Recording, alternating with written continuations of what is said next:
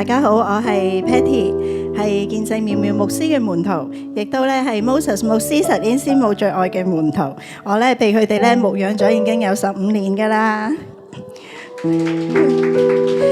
我想講一個嘅見證咧，就係當我喺護士學生仲係2年級嘅時候咧，我參加咗一個為期2星期嘅醫療短宣。去到嗰個工場嘅裏面咧，神開咗我咧大大嘅屬靈眼睛。我去到咧，被對神裏面咧係充滿咗火熱。我翻到嚟香港之後咧，就開始去祈禱啦、尋求印證啦、參加唔同嘅短宣一啲嘅課程。咁最後咧係我好想咧將我年青嘅生命咧係可以奉獻俾神。最後咧，神係以羅馬書10章14到15節嘅經文成為我呼召嘅經文。經文係咁講㗎：然而人未曾信他，怎能求他呢？未曾聽見他，怎能信他呢？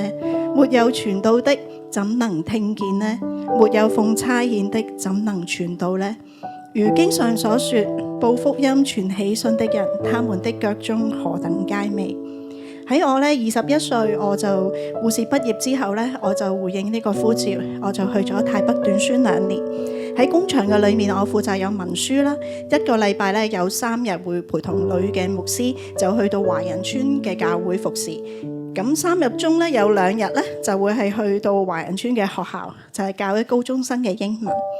我同呢班年青人咧，其實好快就已經去混熟咗，亦都帶領咗咧佢哋部分嘅人咧去信耶穌。咁但係咧好可惜咧，喺完約前嘅2個月啦，咁有一位嘅高中生嘅男生咧，佢中意我，追求我，咁好快咧喺學校裏面被傳啦，就話係師生戀。咁呢個咧係帶嚟咧教會咧好大嘅震動。我仲記得咧當晚咧幾位嘅牧師，佢哋就要夜晚連夜開會，佢哋要諗下點樣去處理啦，亦都要咧諗下我自己嘅去向。咁最後咧，我係被安排咧係需要提前2個月咧就翻嚟香港啦。喺臨走之前嘅時候咧，工場嘅主任牧師咧就同我講，佢話 Patty， 其實神從來咧係冇呼召過你。神咧係好想你嚟工場裏面咧係睇你自己生命嘅狀況，亦都咧你因為你呢件事啦，令到帶你嘅牧師佢好難過傷心，亦都因為你呢件事佢要幫你做善後嘅工作。當我咧聽到呢一番嘅說話咧，我裏面好大嘅委屈，我喺度問神，唔通過去你俾我嘅呼召，你俾我嘅印證都係假嘅？唔通就係因為呢一件事就否定咗我成個嘅呼召？我同神講，神，我好愛你，點解咧我想去服侍你，但係去到最後係有咁樣嘅結果呢？我不停問神，係咪我真係我自己一廂情願？你真係冇呼召過我？當我咧係離開咗泰北之後，其實仇敵就為我貼咗2個嘅標籤。第一個咧就係神從來冇呼召我，第2個標籤就係我一定會令到權柄去丟架。自此之後咧，其實我就再冇服侍啦，我都離開咗我自己嘅舊教會，跟住就去唔同嘅教會去聚會咁樣，直至到咧喺2009年啦，因為我同先生嘅夫妻關係有艱難。我哋咧就去到老嘅教會，因為當時咧我哋早期已經認識咗Moses 牧師實練師母，我哋知道佢嚟到老1日，所以咧我哋就去到教會揾佢哋。我喺佢哋咧俾佢哋牧養啦。我呢10幾年嘅裏面，佢哋幫我醫治啦，讓我嘅生命可以被恢復，可以起翻身。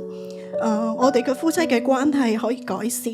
我哋3個嘅小朋友咧都可以喺兒童教會裏面被牧養，我哋整個嘅家庭就係咁樣被翻轉。喺嗰個過程裏面咧，其實佢哋2個咧不斷咁樣去鼓勵我，你要起嚟服侍，你要你起嚟去做小組長。但係我心嘅裏面一次又一次咁樣拒絕佢。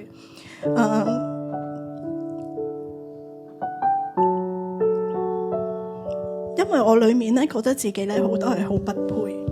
所以咧，但係佢哋明白咗我嗰個嘅軟弱，明白咗我裏面嗰種驚。佢話唔緊要啦，你就喺小組裏面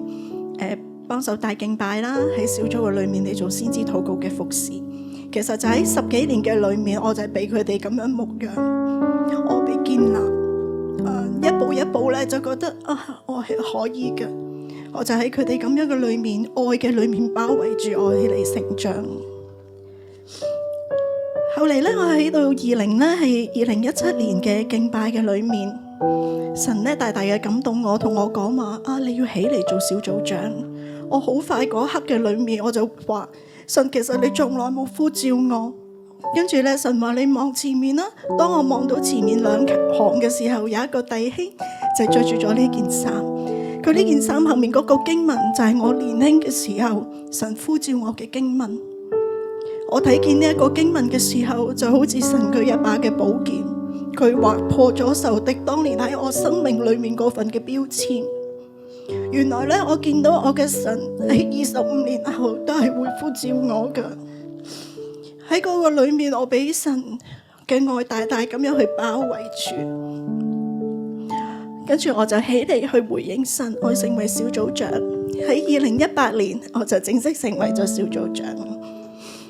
喺小組長嘅裏面，其實仇敵都一路咁樣去